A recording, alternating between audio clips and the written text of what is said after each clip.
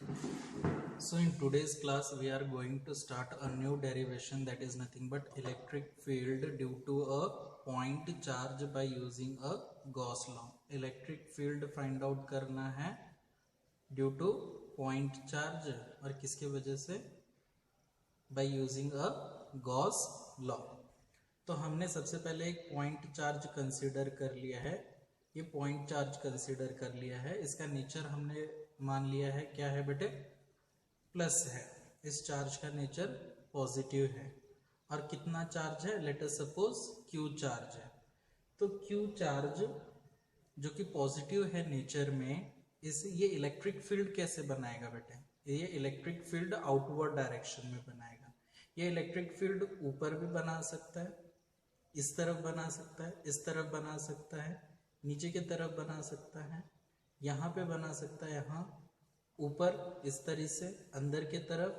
तो ये electric field सभी तरफ बना सकता है. तो इसके लिए अगर हम गॉसियन सरफेस इमेजिन करना चाहें तो गॉसियन सरफेस कैसे इमेजिन कर सकते हैं, just like a sphere, because according to Gauss law the charges should remain in a closed surface. तो इसके लिए हमें एक क्लोज्ड सरफेस इमेजिन करना पड़ेगा और इसके लिए क्लोज्ड सरफेस कौन हो जाएगा, इसके लिए क्लोज्ड सरफेस हो जाएगा एक स्फीयर. तो यहाँ पे हम क्या कर लेते हैं, एक स्फीयर ड्रॉ कर लेते हैं. डन. लेट अस सपोज ये स्फीयर का रेडियस कितना है, रेडियस है r है. अगर यहाँ पे पॉइंट पे मैं बात करूं, ये पॉजिटिव चार्ज है, ये इलेक्ट्रिक फील्ड कैसे बनाएगा, आउटवर्ड डायरेक्शन में. इस तरीके से जो हमने स्फीयर इमेजिन किया है अकॉर्डिंग टू गॉस लॉ, उस स्फीयर का छोटा सा एरिया कंसीडर करते हैं. कितना एरिया कंसीडर करते हैं, ds एरिया कंसीडर करते हैं. इस एरिया का एरिया वेक्टर अगर देखें तो एरिया वेक्टर भी इसी डायरेक्शन में रहेगा. तो the angle between electric field and area vector is theta is equal to 0 degree because both are in same direction. आप किसी भी पॉइंट पे कंसीडर कीजिए ये वाला कॉन्सेप्ट, पॉजिटिव चार्ज है, इलेक्ट्रिक फील्ड आउटवर्ड डायरेक्शन में बनाएगा. स्मॉल एरिया गॉसियन सरफेस का इमेजिन किया हुआ कंसीडर कीजिए ds, इसका एरिया वेक्टर भी इसी डायरेक्शन में है. तो again theta is equal to 0 degree. आप कहीं पे भी कंसीडर कर सकते हो. जो हमने गॉस लॉ के अकॉर्डिंग इमेजिन किया है क्लोज्ड सरफेस, उसका एरिया वेक्टर और इलेक्ट्रिक फील्ड हर एक पॉइंट पे एंगल 0 डिग्री बनाएगा. अब हम स्टार्ट करेंगे step by step, Gauss law को प्रूफ करेंगे. Step 1 consider a Gaussian surface. Consider a Gaussian surface. और इस केस में गॉसियन सरफेस हमने क्या इमेजिन कर लिया है, sphere. here Gaussian surface is sphere, closed sphere लिखेंगे, closed sphere. Done. First step completed. Now second step में हमें क्या करना पड़ेगा, find EDS cos theta. EDS cos theta, electric flux, electric field, area vector, और ये theta is the angle between electric field and the area vector.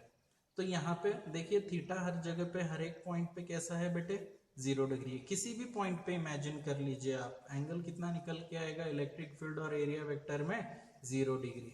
तो cos 0 theta की value 0 substitute करते हैं, phi e into ds into cos 0 degree. Cos 0 कितना हो जाएगा, 1 हो जाएगा. तो देखिए phi of e into ds into cos 0 की वैल्यू 1 हो गई. अब हर एक पॉइंट पे इलेक्ट्रिक फील्ड देखिए बेटे, यहाँ पे इस पॉइंट पे इलेक्ट्रिक फील्ड, इस पॉइंट पे इलेक्ट्रिक फील्ड, इस पॉइंट पे इलेक्ट्रिक फील्ड, इस पॉइंट पे इलेक्ट्रिक फील्ड, हर एक पॉइंट पे इलेक्ट्रिक फील्ड देखिए. और साथ में r की वैल्यू देखिए, यहाँ पे r की वैल्यू, यहाँ पे r की वैल्यू, यहाँ पे r की वैल्यू, सभी जगह पे कैसे है, सेम है. So E is inversely proportional to r या फिर r स्क्वायर. तो अगर r कांस्टेंट है हर एक पॉइंट पे, स्फीयर के लिए तो हर एक पॉइंट पे r कांस्टेंट रहेगा, सो इलेक्ट्रिक फील्ड भी हर एक पॉइंट पे कैसे मिलेगी, कांस्टेंट। तो कांस्टेंट को हम इंटीग्रेशन के बाहर ले आ देते हैं और इंटीग्रेशन किसका करेंगे, ds का। अब ये स्मॉल ds, ये स्मॉल ds, इसी तरह से सभी स्मॉल ds को अगर हम ऐड कर देते हैं तो हमें टोटल एरिया मिल जाता है किसका, स्फीयर का। तो टोटल एरिया ऑफ स्फीयर कितना होगा, 4 pi r square. Next step में हम क्या करेंगे, सभी स्मॉल ds एरिया को ऐड कर देंगे तो स्फीयर मिलेगा। तो स्फीयर का टोटल एरिया कितना होता है, 4 pi r square. Step number 2 completed. ये हमने क्या फाइंड आउट किया है, ये हमने फाइंड आउट किया है phi E D S cos theta की वैल्यू। अब हम थर्ड स्टेप देखेंगे। थर्ड स्टेप में हमें क्या करना पड़ेगा, स्टेप नंबर 3। स्टेप नंबर 3 में हमें फिर से क्या करना है, टोटल चार्ज देखना है, टोटल चार्ज। तो चार्ज कितना दे रखा है हमने, क्यू चार्ज दे रखा है। Step 3 completed. Now step 4।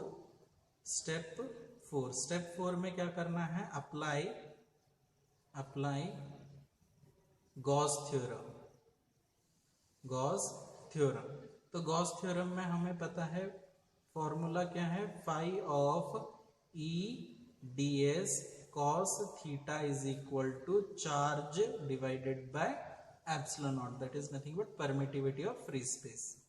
Phi E D S cos theta की वैल्यू कितनी आ गई है, E is into 4 pi r square. Substitute करते हैं, ई 4 pi r square. Total charge कितना था, ये टोटल चार्ज कितना है, Q। तो Q के जगह पे Q सब्सटीट्यूट करते हैं, डिवाइडेड बाय एप्सिलॉन नॉट। आपको फाइंड आउट क्या करना है, इलेक्ट्रिक फील्ड फाइंड आउट करनी है। तो इलेक्ट्रिक फील्ड को इस तरफ रखिए, बाकी सभी टर्म्स को आप क्रॉस मल्टीप्लीकेशन में डिनोमिनेटर में ले जाइए। So 1/4 pi epsilon naught as it is into इस तरफ कौन है, Q, और यहाँ पे रिमेनिंग टर्म कौन बच गया, आर स्क्वायर। आर स्क्वायर को भी क्रॉस मल्टीप्लीकेशन में ले जाइए। तो ये आपका इलेक्ट्रिक फील्ड का फॉर्मूला आ चुका हुआ है for a point charge by using a Gauss law. आपने देखा होगा कि एक स्फीयर, फॉर स्फीयर भी यही चीज निकली थी। आपने लास्ट वीडियो में देखा हुआ था, हमने इलेक्ट्रिक फील्ड फाइंड आउट किया था for a spherical charge distribution. Spherical charge distribution में भी इलेक्ट्रिक फील्ड की value 1/4 pi epsilon naught Q divided by r square ही आया था। तो स्फीयर एंड पॉइंट चार्ज के लिए सेम आपका इलेक्ट्रिक फील्ड आएगा।